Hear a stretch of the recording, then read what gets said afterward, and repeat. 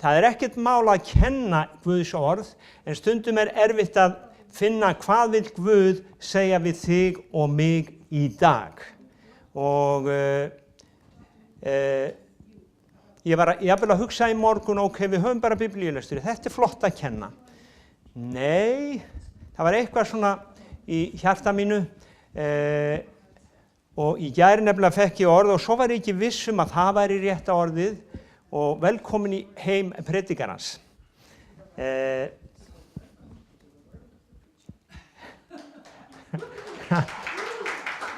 Hann veit ekkert hvað hann ætlar að segja.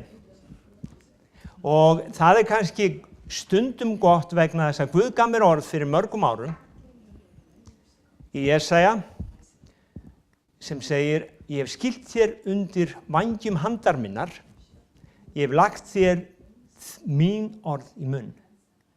Ég hef lagt þér mín orð í munn. Og það gott að geta talað af hans anda. Og mér langar að við skoðum aðeins svona smá kenningu í Biblíunni í dag. Að við förum aðeins tilbaka og ég fór tilbaka í morgun og ég þakkaði Guði fyrir að hann hefði frelsað mig. Hann frelsaði mig alveg óverðskuldað. Hann fyrirgaf mér og frelsaði mig. Í Efesusbréfinu 2. kafla, 8. vers, segir: því af náð eru þér hólpnir orðnir fyrir trú. Þetta ekki yður að þakka, það Guðs gjöf. Þetta ekki yður að þakka, það Guðs gjöf. Og mér langar að bara næsta vers á eftir segir: ekki byggt á verkum, enginn skal geta miklast af því. Ekki byggt á verkum, enginn skal geta miklast af því. Þannig að við erum frelsuð ekki fyrir okkar verk, heldur af náð. Og kristin trú í rauninni eina trúin. Það getur því, kristin trú, trúin á Jesúm Krist, eina trúin sem segir okkur það að hjálpræðið þitt fólgið í gjöf. Gjöf. Þú þarft ekki að vinna fyrir hjálpræði þínu. Þú þarft ekki að vinna fyrir hjálpræði þínu. Það gjöf til þín. Af því að það var annar sem tók á sig þinn dóm. Kristindómur, trúin á Krist, eina trúin. Öll önnur trúarbrögð segja þér að þú þurfir að gera þetta, þú þarft að gera þetta, þú þarft að biðja 5 sinnum á dag, þú þarft að ganga upp tröppurnar, þú þarft að gera eitthvað til þess að þóknast Guði. Biblían segir: af náð erum við hólpnir orðnir. Náð, gjöf. Og það eru margir sem eiga erfitt með að skilja þetta.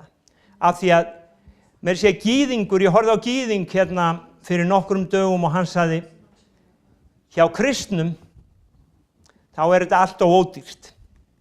Þeir þurfa ekkert að gera. Já, það ódýrt fyrir okkur, en gjöfin var samt dýrkeypt. Gjöfin var dýrkeypt og við tökum það ekki sem sjálfgefin hlut. En við skulum lesa líka fyrstu 7 versin í þessum kafla. Þar segir: þér voruð eitt sinn dauðir vegna afbrota yðar og synda, sem þér lifðuð í samkvæmt aldarhætti þessa heims, að vilja valdhafans í loftinu, anda þess sem nú starfar í þeim sem ekki trúa. Þessi andi sem starfar í þeim sem ekki trúa, það veldisbroti guðleysisins sem við erum að berja niður. Við erum að binda með stöður í bæn. Til hvers? Svo fólk fái heyrt fagnaðarerindið. vegna þess að fagnaðarerindið andlegur boðskapur. Við getum skilið það, en það líka gjöf að fá að skilja það. Síðan segir, við lifðum fyrrum allir eins og þeir í mannlegum gindum vorum, þá lutum við vilja holsins og hugsana vorra og vorum að eðli til reiðina börn, alveg eins og hinir. Reiðinar börn, alveg eins og hinir. Og þetta hljómar ekki svona fallega að við séum, ég man ekki hvernig nýja íslenska þýðingin segir þetta. Ert þú með hana eða? Nei. Einhver með nýju íslensku þýðinguna? Hún á bekknum hérna. Aðeins að stundum fyrir þá sem ekki þekkja Guð, þá getur orðið hans hljómað svona frekar óaðlaðandi. Og stundum það þannig með fólk að það getur komið fyrir, þér finnst einhver vera óaðlaðandi, þegar þú byrjar að þekkja hann, að veist hver hann að þá veistu að hann hefur gott hjarta og hann vill þér vel. Og það eins með Guð að allt sem að hann hefur gert fyrir okkur, það af því hann vill okkur vel. Hér segir, eins lifðum við öll, vers 3, eins lifðum við öll fyrrum, lutum jarðbundnum gindum, gerðum það sem okkur listi og refsidómur Guðs vofði yfir okkur eins og öðrum mönnum. Vá, refsidómur Guðs vofði yfir okkur eins og öðrum mönnum. Þetta alveg vers sem að guðleysingjar elska, sjáu þið. Guð, hann alveg hræðilega vondur. Hann bíður bara eftir að geta refsað þér. Ekki ef þú lest þetta í samhengi, þá bíður hann, ef við lesum áfram, og við skulum kannski koma aftur að þessu, þá segir en Guð auðugur af miskunn. Hann auðugur af miskunn. Hann auðugur af miskunn, að mikilli elsku sinni sem hann gaf oss, hefur hann endurlífgað oss með Kristi, þegar við vorum dauðir vegna misgjörða vorra. Af náð eru þér hólpnir orðnir. Guð hefur uppvakið oss í Kristi, búið oss stað í himinhæðum með honum, þannig vildi hann á komandi öldum sýna hinn yfirgnæfandi ríkidóm náðar sinnar með gæsku sinni við oss í Kristi Jesú. Komum nú aftur aðeins aftur að öðru versinu. Vilji valdhafans í loftinu, hann verkar í þeim eða starfar í þeim sem ekki trúa. Ef þú lítur á Filippibréfið 2:13, þá sérðu að það annar sem starfar í þeim sem trúa. Það Guð sem starfar í þeim sem trúa. Það einn hér sem starfar í þeim sem ekki trúa. Það annar hér sem starfar í þeim sem trúa. Guð starfar í þeim sem trúa, en það óvinurinn sem starfar í þeim sem ekki trúa. Af hverju? Þetta kemur alla leið aftur í garðinn Eden. Sjáðu, þegar Adam vinur vor hætti að trúa, þá gaf hann sig undir áhrif hans sem var að tala við hann. Hann gafst honum á vald, hann trúði honum. Og þá byrjaði hann að starfa í honum. Hann var undir hans valdi, undir hans hugmyndafræði.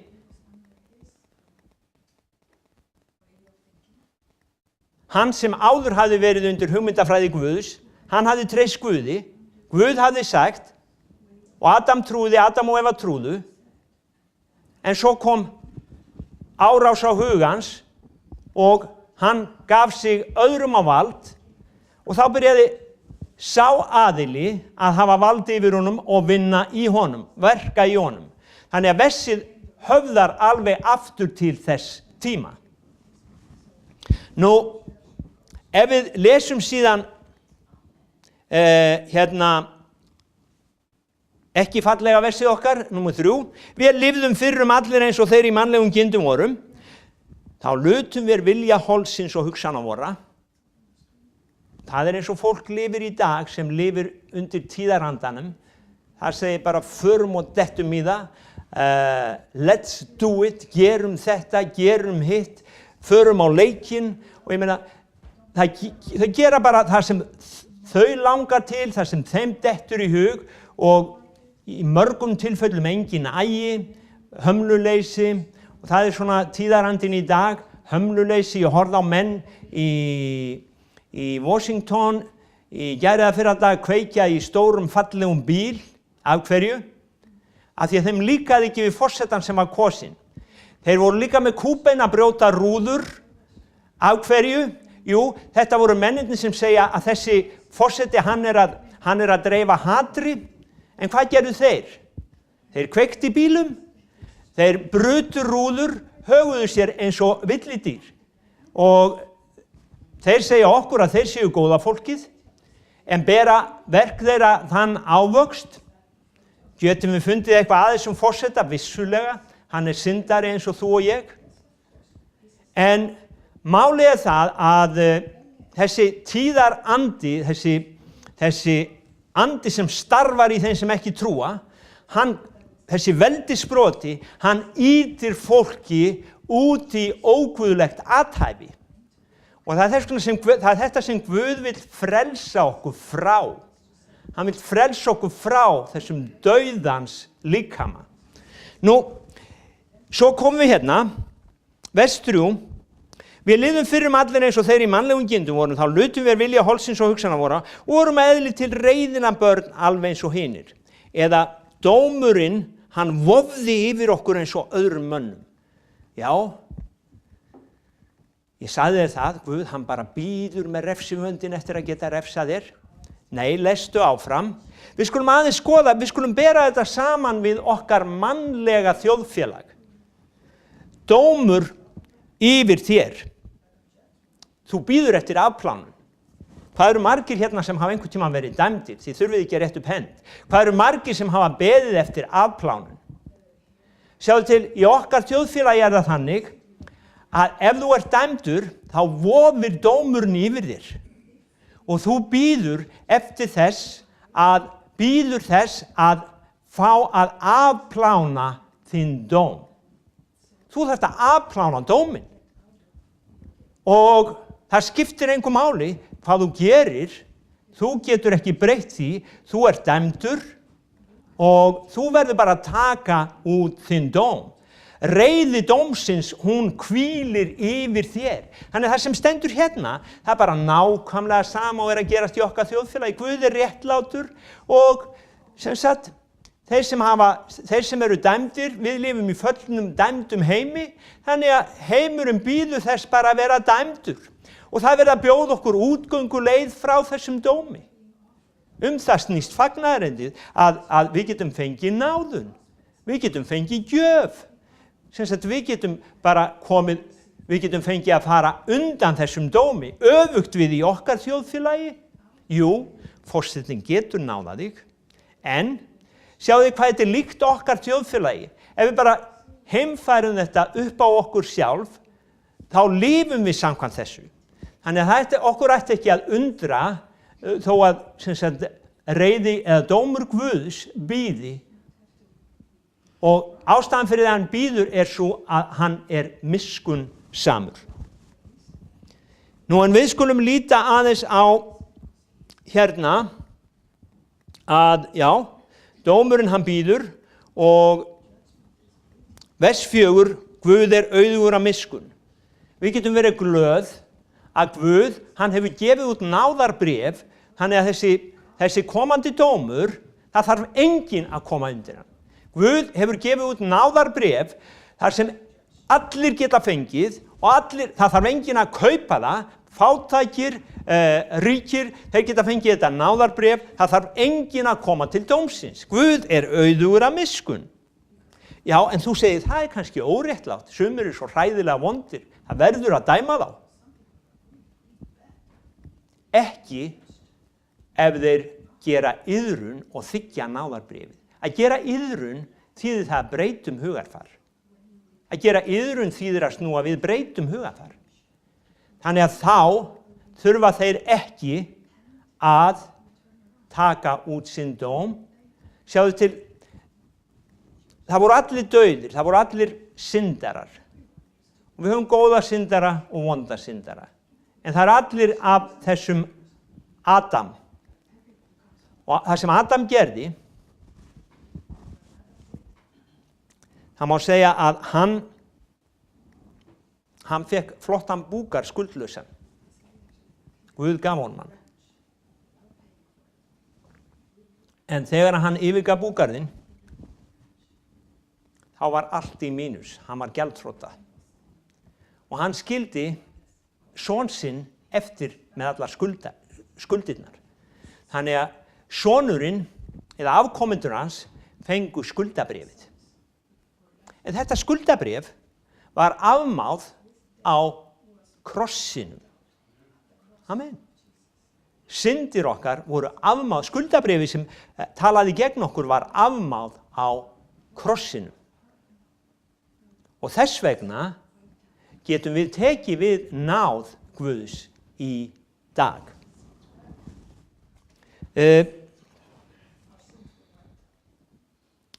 Svo kemur þetta með náð.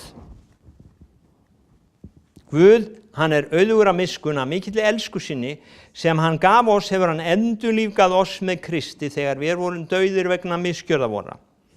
Af náð eru þér hólpnir orðnir. Guð hefur uppvakið oss í Kristi og búið oss stað í himinhæðum.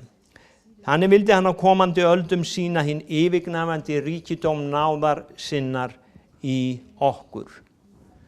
Og hérna þurfum við á trú að halda. Við þurfum að taka við þessu í trú og við þurfum að lifa í þessu í trú. Ég tók á móti Jesú, ég tók á móti náðarbréfinu, en svo þarf ég að lifa með náðarbréfið. Og mér langar kannski aðeins að skoða 9. versið, þar segir ekki af verkum, enginn skal geta miklast af því. Og hérna komum við að einu svona versta vandamáli okkar, að það eru flestir sem segja, ég trúi því nú að ég fari til himins, af því að ég bara,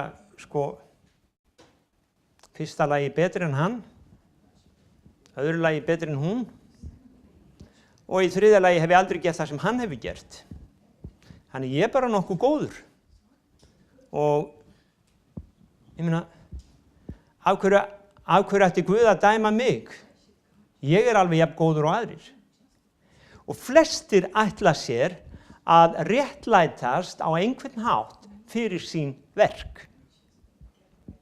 Og ég man eftir ungum manni sem var hérna, yndislegum ungum manni, sem frelsaðist. Og hann byrjaði að gera góð verk. Hann byrjaði að hjálpa öðrum, hann byrjaði að elska aðra, hann byrjaði að draga aðra hérna inn í kirkjuna. Veistu hvað, það var dómur sem hvíldi á honum. Reiði samfélagsins hvíldi yfir honum. Einn daginn,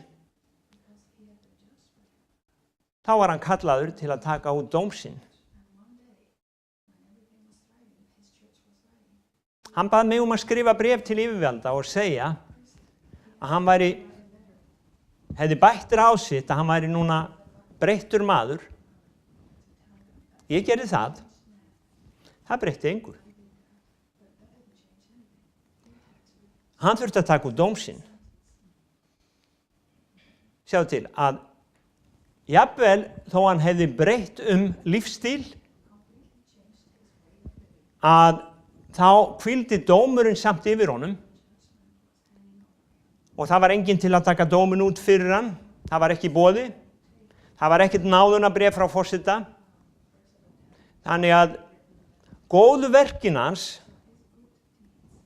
þau gögnuðust ekki fyrir því sem hann hafði gert áður, vegna þess sem hann hafði gert áður. Nú, ég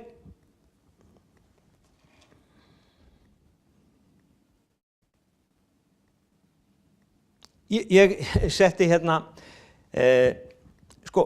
dæmi, þú drepur mann og þú ert dæmdur. Þú hjálpar öðrum manni, kannski berga líf hans. Ertu réttlættur fyrir það? Nei. Þú drafst mann. Þú að taka út þinn dóm. Og svo það náunginn í tollinum. Hann tekinn með hass. Og hann segir við tollarann, lastu ekki fréttirnar. Það sem gerist í síðustu viku. Ég bjargaði lítilli stúlku sem var að drukkna úr höfninni. Ég trúi því ekki og ætlar ekki að horfa fram hjá þessu. Ég gerði góð verk, ég góðu maður. Og tollarinn svarar, segðu dómaranum það, vinur. Segðu dómaranum það. Þannig að við réttlætumst ekki af okkar verkum. Það bara ein réttlæting. Þú getur verið annaðhvort tekur út dóm þinn eða það einhver sem náðar þig. Obama Bandaríkjaforseti, hann var að náða fanga áður en hann lét af embætti. Hann hafði vald til þess, hann náðaði. Ef hann hefði ekki náðað, þá hefur haldið áfram að taka út dómsinn. En ef þú ert náðaður, þá stöðvast refsingin. Og það sem Biblían að segja okkur hérna, að við erum hólpin af náð. Við erum hólpin af náð, ekki af verkum okkar, heldur aðeins fyrir náð.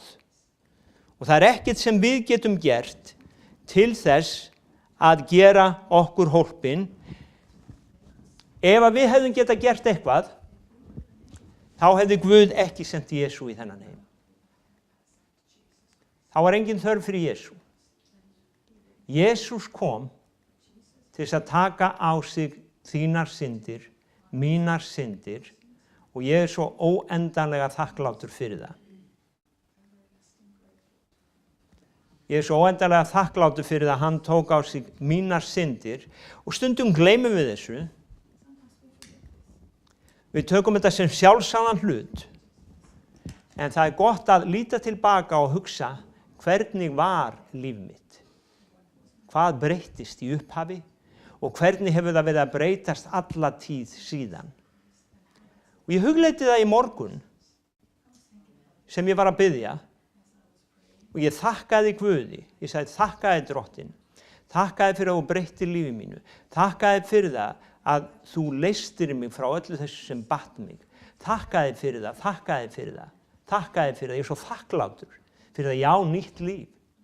Gamla lífið var öðruvísi.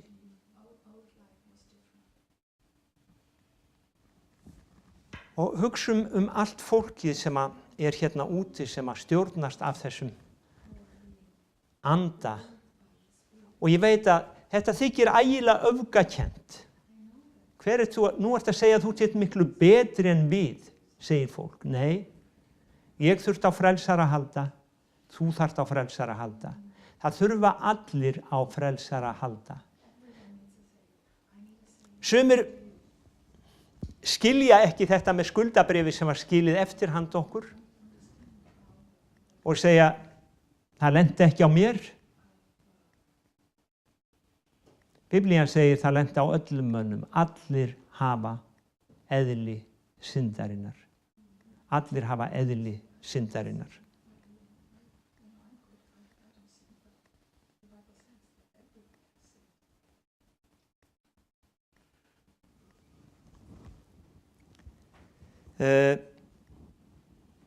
Ég heyrði að það var verið að tala verk á miðvikudaginn og að konurnar voru ekki alveg sammála verk og náð.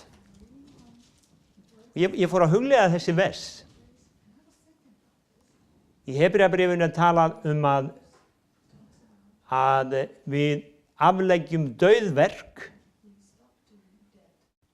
og við, sem sagt, hér talað um verk í Kristi og svo talað að við sem sagt, eigum dauðverk sem syndugir menn.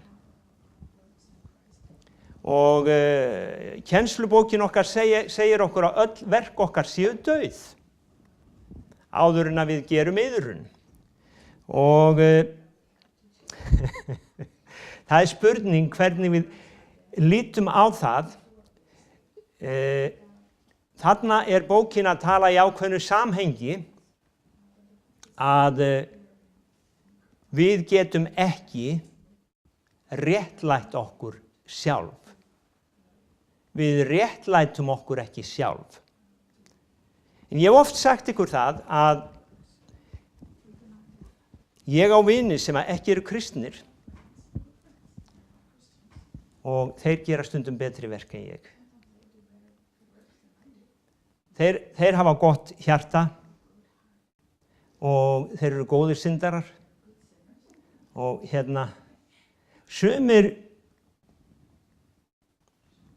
sumir kristnir eru svona stundum meira óaðlaðandi heldur en góðir syndarar.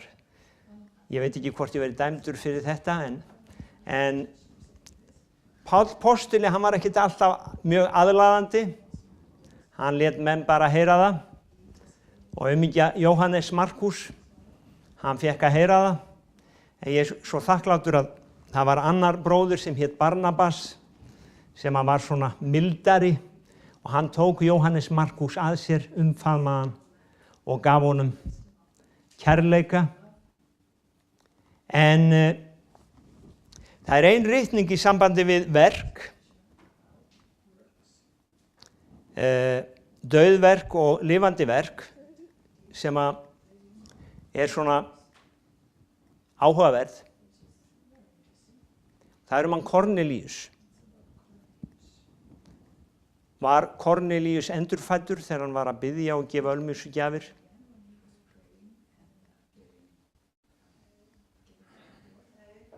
Nei. Hann var gýðingur. Nei, hann var ekki gýðingur, hann var rómverskur en hann var gýðingatrúar. Hann hafði tekið trú gýðinga. En hann var að biðja til Guðs.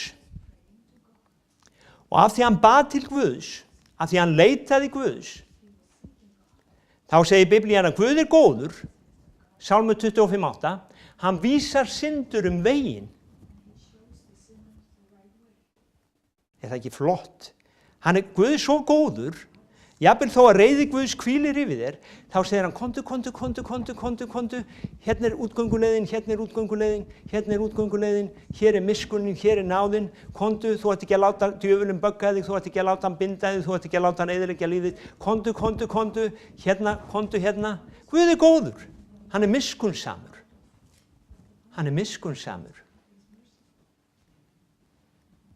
Og Kornelíus, hann var á bæn til Guðs, þá kom engill til hans. Eftir að við frelsumst, að þá það oftast heilagur andi sem talar til okkar, en í gamla sáttmála að þá sendi Guð engil af því að menn höfðu ekki heilagan anda innra með sér. Þannig að engill kemur til Kornelíusar og hann segir honum hvað hann eigi að gera og Kornelíus sendir eftir Pétri. Og þið þekki söguna, Pétur kemur og predikar fagnaðarerindið og þeir frelsast og fyllast heilugum anda. En voru þá verkin hans Kornelíusar dauð eða lifandi? Ég ætla að skilja þá spurningu eftir hjá ykkur. En það sem ég ætla að segja að hann var góður maður. Hann var góður maður. En hann var samt dauður, samkvæmt þessari kenningu var hann dauður. En Biblían segir hann var góður maður og hann gaf ölmusugjafir. Og Guð elskaði þetta svo mikið að hann sendir engil og segir Kornelíus, kondu, ég skal sýna þér hvað þú þarft að gera til þess að verða hólpinn. Amen. Þannig að dauðverk, lifandi verk.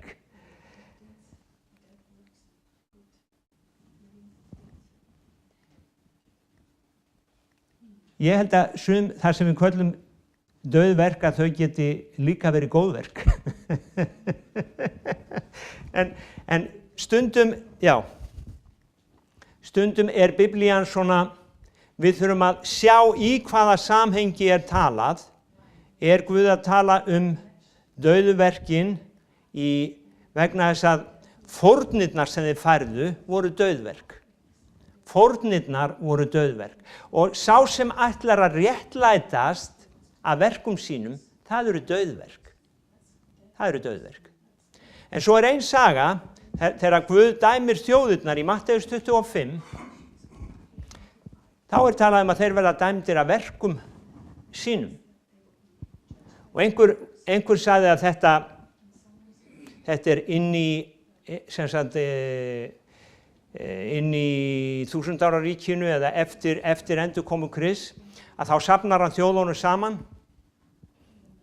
og hann segir allt það sem þið gerðu mér, allt það sem þið gerðu einum hinna minnstu, hafið þið gjört mér. Amen. Allt sem þið gerðu einum hinna minnstu, hafið þið gjört mér. Þar voru þið dæmdir eftir verkum sínum. En Biblían mjög skýr að það alveg sama hvað við gerum mörg góð verk. Við getum ekki réttlætt okkur sjálf. Alveg sama hvað ég bjarga mörgum mannslífum, ef ég dæmdur morðingi, nema ég fái náðun, þá ég að taka út minn dóm.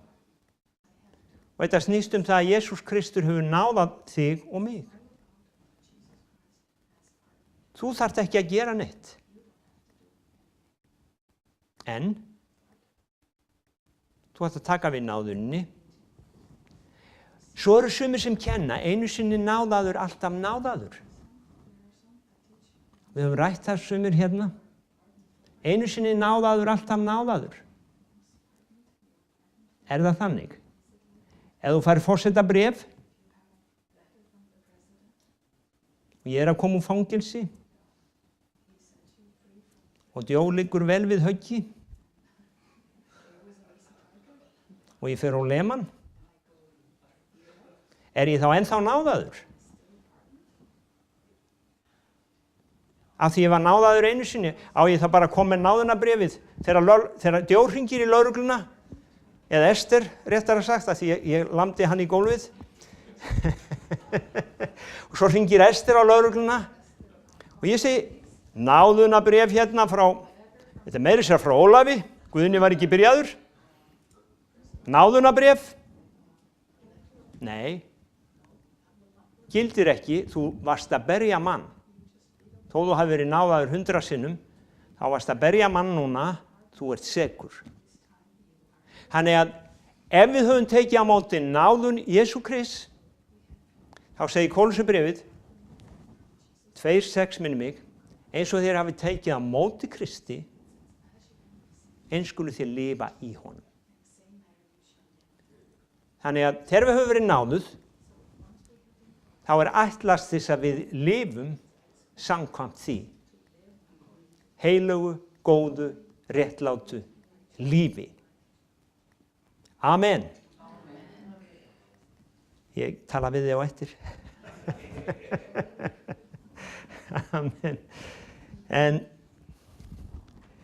mér finnst gott að rifja þessar hluti upp og ég vissi ekki hvað ég ætlaði að segja í dag, en Guð, hann gaf mér orðið og það allavega gerði hlutina skýra fyrir mér í dag.